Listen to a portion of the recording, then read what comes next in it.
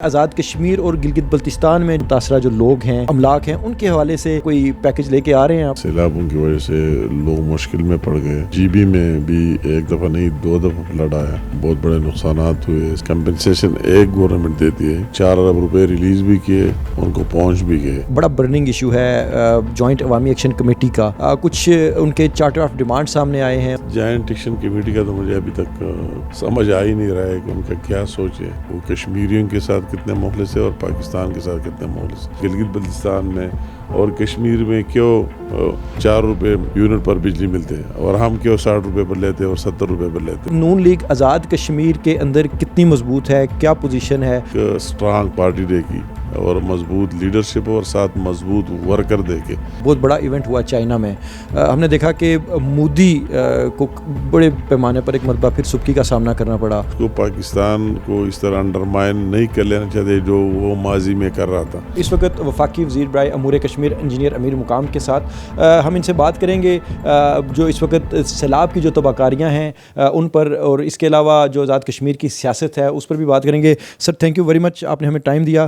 سر اس وقت ملک میں جو سیلاب کی تباہ کاریاں ہیں اس کی وجہ سے کافی نقصانات ہو چکے ہیں. آپ بڑے پیش نظر آ رہے ہیں تمام ایکٹیویٹیز میں. سیلاب متاثرین کی جو امداد کی جا رہی ہے حکومت کی جانب سے، تو سر اپنی ایکٹیویٹیز کے متعلق بھی بتائیں، اور یہ بھی بتائیں کہ آزاد کشمیر اور گلگت بلتستان میں جو سیلاب سے جو متاثرہ جو لوگ ہیں، جو املاک ہیں، ان کے حوالے سے کیا کوئی پیکج لے کے آ رہے ہیں آپ؟ بسم اللہ الرحمن الرحیم. واقعی سب کو اس مشکل کی گھڑی میں ایکٹیو ہونا چاہیے اور ہر ایک کو اپنے حیثیت اور اپنے لیول اور جتنا کر سکتے کر لینا چاہیے.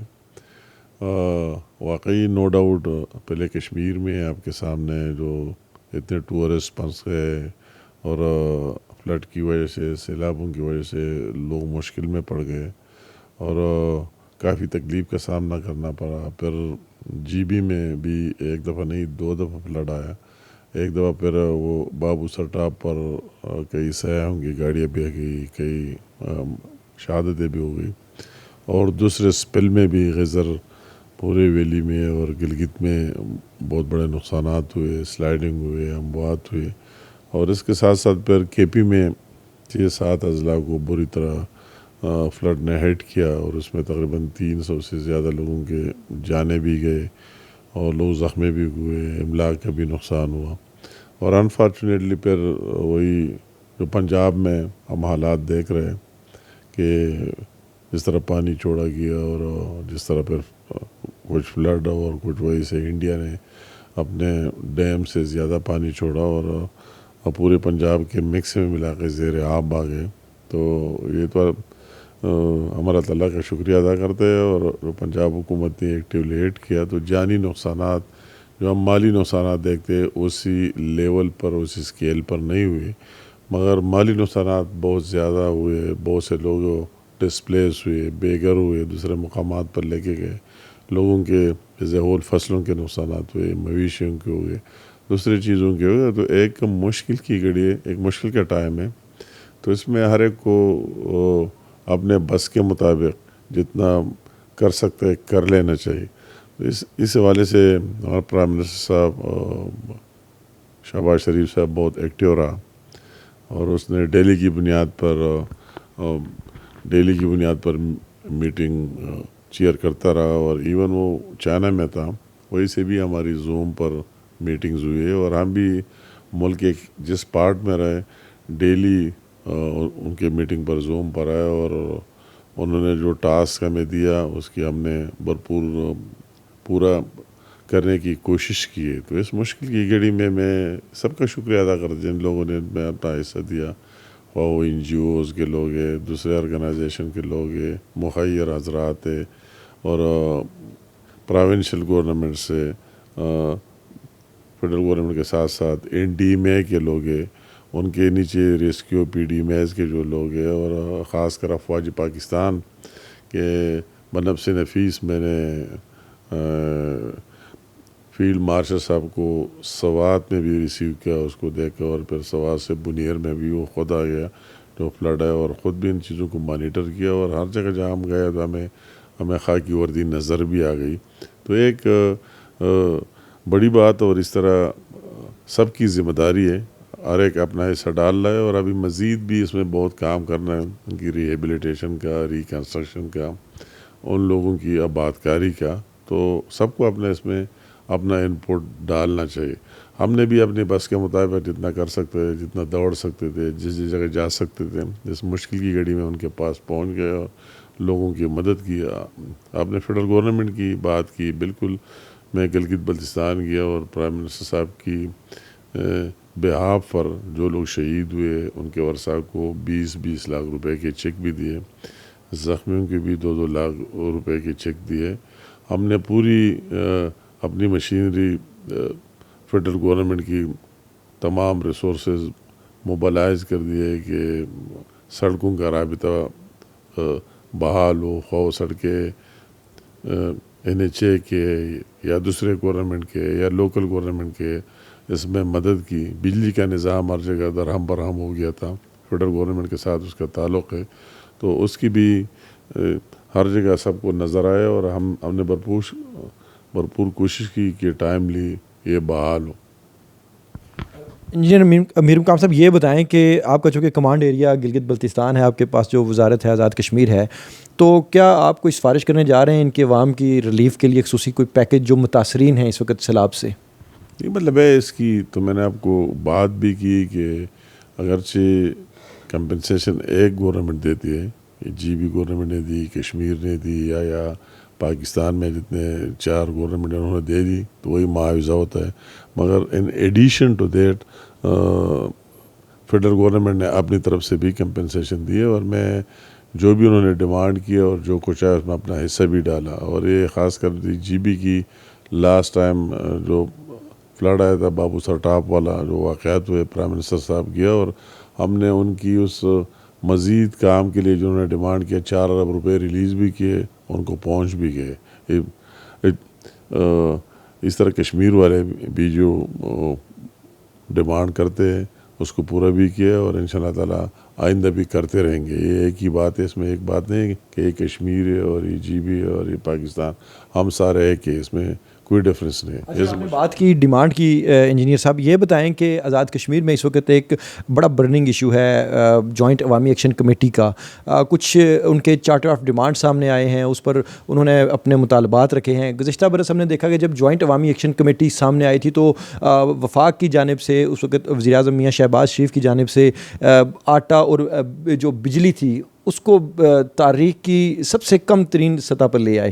تو اس مرتبہ جو جوائنٹ عوامی ایکشن کمیٹی نے ہڑتال دے رکھی ہے، اس کو آپ کس نظر سے دیکھتے ہیں اور اس حوالے سے آپ کا پوائنٹ آف ویو کیا ہے؟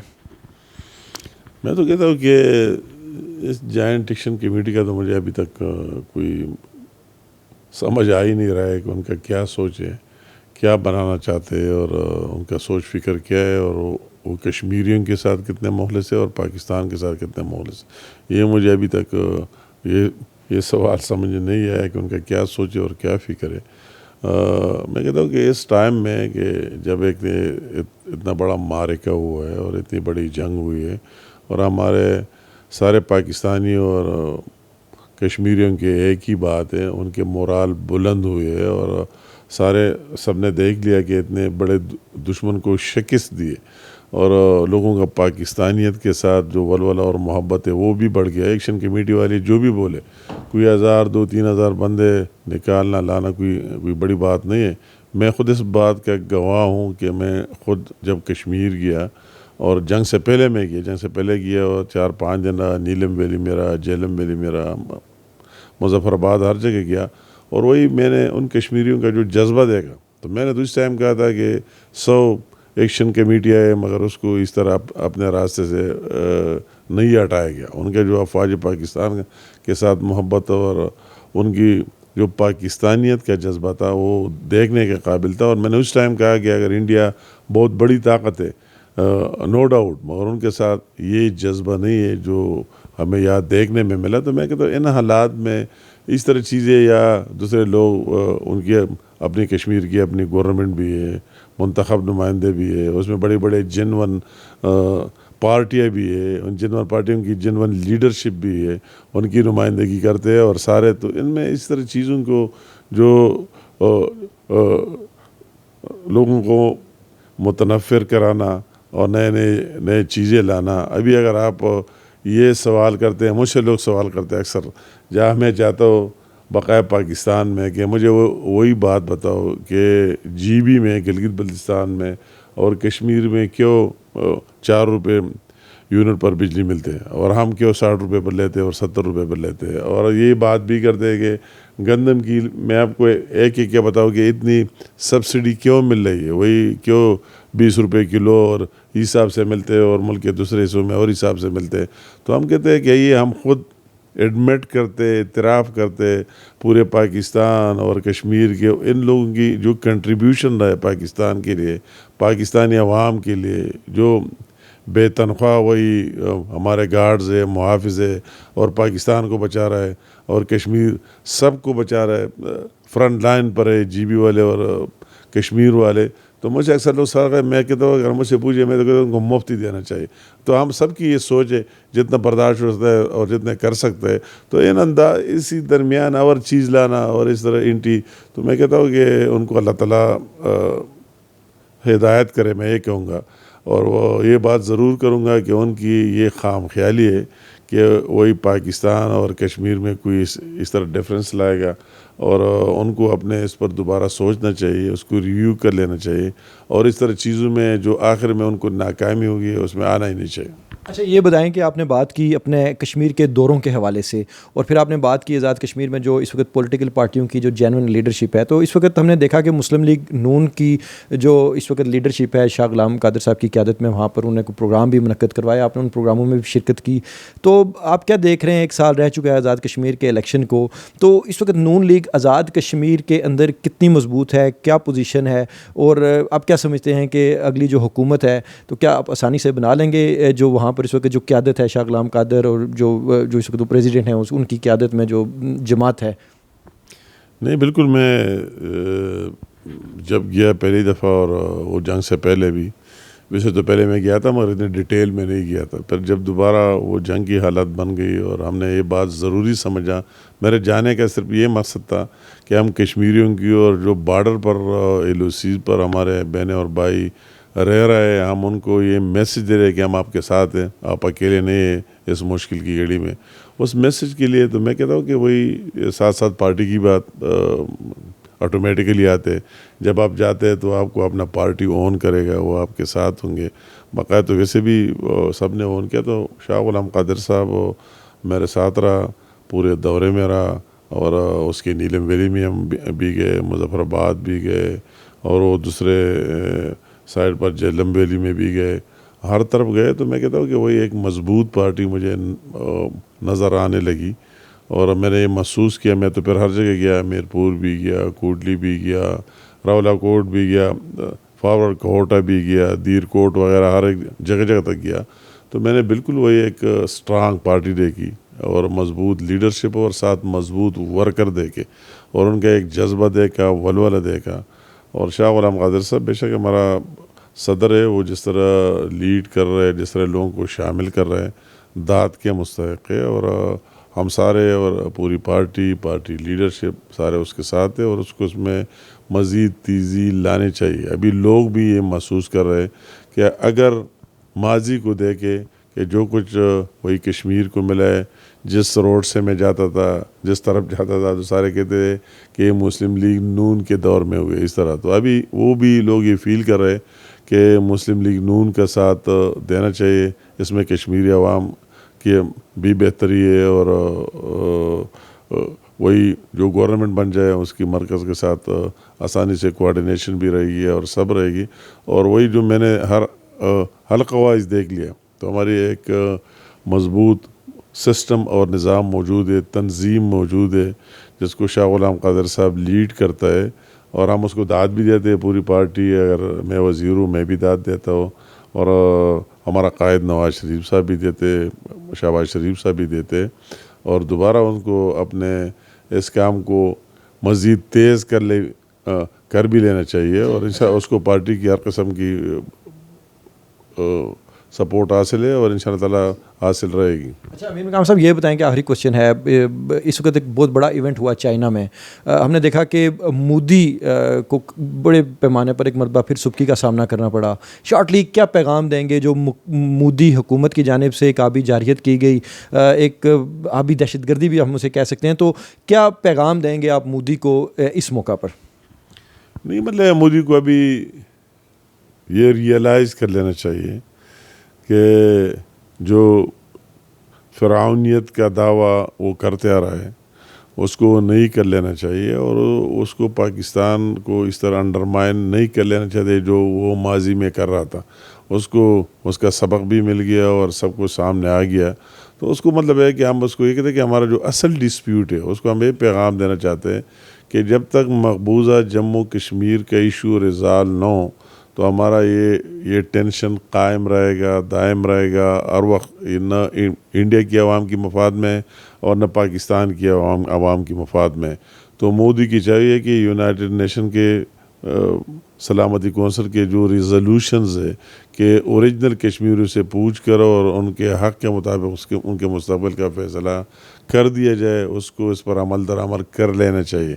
جب تک نہ کرے تو نہ انڈیا کے لیے اچھا ہوگا اور نہ پاکستان کے لیے. تو اس کو چاہیے کہ اس کو مان لے, دل سے مان لے, اور ان لوگوں سے پوچھ لے وہ جو کچھ کرنا چاہتے ہیں اس پر عمل درآمد کرے. وہ تو کوئی اس سوال کی بات نہیں, یہ تو ان کا رائٹ ہے, ان کا حق ہے, اور تو شدھ ہے, اور UN کی ریزولوشن میں بھی اور پوری دنیا نے اور ابھی ثابت بھی ہو گیا کہ وہ جتنے یہ طاقت قوت سے دبانے کی کوشش کرے گا اس کو کچھ ہی نہیں ملے گا اور نقصان ہو. جی بالکل, انجینئر امیر مقام نے پارٹی کی تنظیم کے حوالے سے بات کی, ایکشن کمیٹی کے حوالے سے انہوں نے بڑا بہترین پیغام دیا, اور اس کے بعد جو مودی حکومت ہے اس وقت, مودی سرکار کی جو گیدڑ بھبکیاں ہیں, اس کے علاوہ جو آبی جارحیت ہے, اس پر انجینئر امیر مقام نے واضح پیغام دیا. ان کا یہ کہنا تھا کہ آزاد کشمیر کے عوام کے ساتھ پاکستانی عوام شانہ بشانہ کھڑی ہے اور ہمیشہ کھڑی رہے گی.